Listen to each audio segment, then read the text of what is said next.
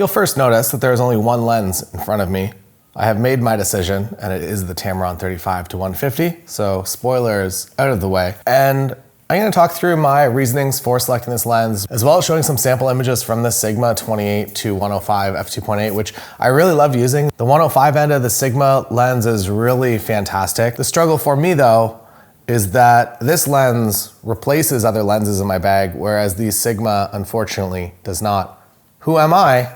I'm Taylor Jackson. I've been a wedding photographer for a long time now, photographed over 1,000 weddings all around the world, including some really nice ones, like this wedding in Lake Como that's coming to the channel pretty soon. So if you're not yet subscribed, subscribe, and you'll get to go with me to the most expensive wedding I've ever been to, in Lake Como. So the Tamron 35-150, and I'll also kind of use the Samyang 35-150 interchangeably as well. I know a lot of people have gone with that. It seems that my only complaint with that lens was whenever you had it in this configuration or you had it on the camera off the side, that the lens would creep out. And from recent reports of people buying the Samyang, there is no longer complaints of that. So that's awesome to hear. And I'm not going to do a technical analysis of all these images. This is definitely not a side-by-side comparison because optically, I find them all to be great lenses. The decision maker for me just comes down to the usefulness of the lens overall. And I find the 35-150 millimeter focal length to be a lot more useful than the 28-105. Let me explain.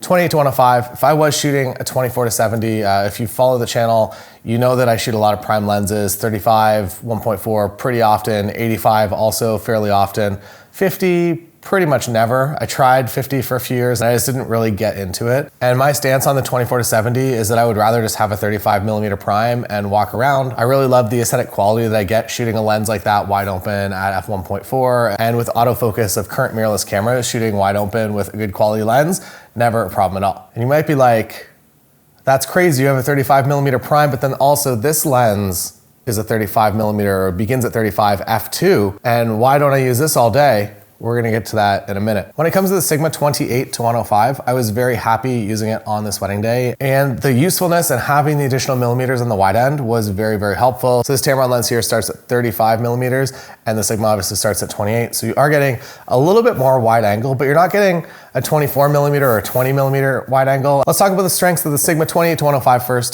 So as an all-day lens, and especially if you're somebody that shoots a 24-70, it's really, really nice. It obviously gives you that additional reach on the long end, which is really nice for ceremonies. I find that it's not quite long enough in most ceremony environments, so that's one of the problems, that it doesn't replace my need for a 70-200 or a 70-180, or this 35-150 gets me close enough when I punch into APS-C crop mode. But the Sigma as an all-day lens, maybe with the exception of larger ceremonies, it's really, really nice. All the way into low-light portrait and sparkler shots and speeches, it's really, really nice to have. And while 28 millimeters is great, kind of the same boat as a 35, that you're probably gonna want something wider. So I always have a 20 millimeter lens, a 20 millimeter lens that I'm recording this on right now.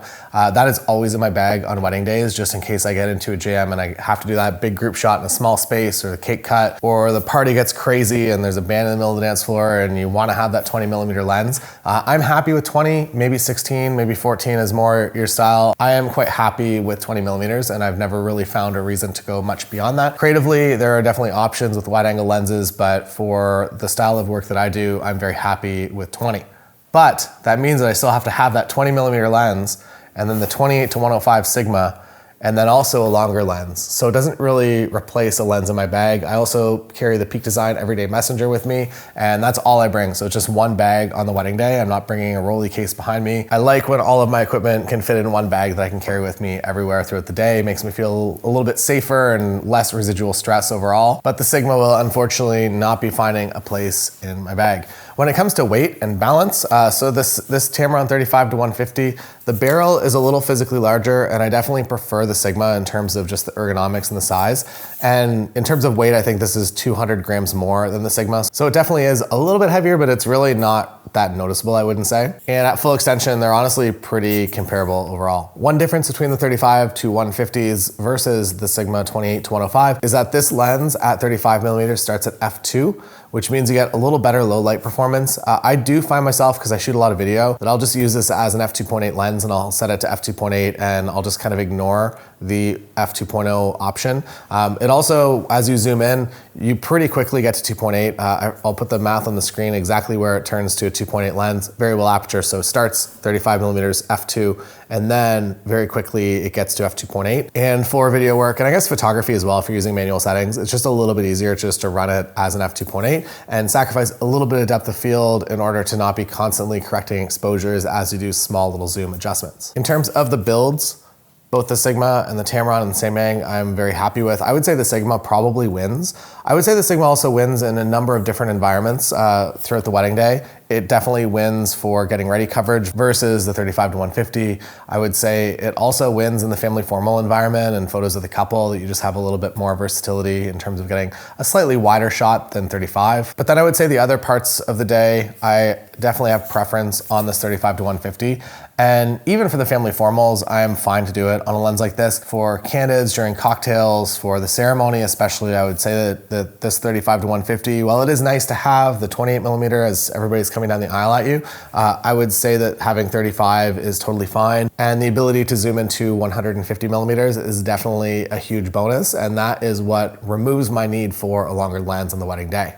I know a lot of people can get by a ceremony with an 85 prime. I don't feel like I do my best work with only an 85, and I definitely need a little bit more reach. And I said at the beginning that all of the lenses optically are more than good enough, but there definitely are going to be a few corners cut in order to make such a versatile zoom lens. On the Sigma, the 105 side is amazing, but the 28 side it's fine, it's usable. I'm happy with the images, but the optics definitely aren't as strong as the 105 end. And then when it comes to at least the Tamron here, the 35-150, when you're at 35, f2.0, it almost feels like there's a quarter mist filter on it a little bit, at least when headlights are coming at your lens. It feels like there's a mist filter on it and it quickly cleans up. That's actually maybe a positive for if you're into weddings and you're into making people look as good as they possibly can. A mist filter might actually do some nice things for people's skin. I'm using one on this camera right now. I don't use it all day at weddings, but it definitely is, it's subtle, I would say. Maybe it's a 1/8 mist effect. So you can feel it a little bit, but it's definitely not going to overpower a scene and it's very subtle, but just something to keep in mind. So for me,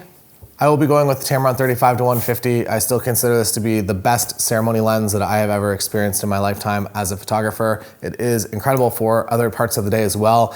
My struggle is that it's just a little bit heavy, so I still do keep that 35 in my bag. So I'll shoot the 35 usually for getting ready coverage and maybe even for family photos. And this will be my lens for the ceremony for sure, as well as other times that I just need a little bit more zoom, potentially candids during cocktail hour, or if I need more reach during the reception to get to the podium and to not be blocking guests. Typically I'll go to an 85mm 1.8 or the 1.4 GM2 at that time, but sometimes you need a 150 to make it work a little bit better, or 150 even punched into APS-C crop mode. So the good news is all of these lenses are great.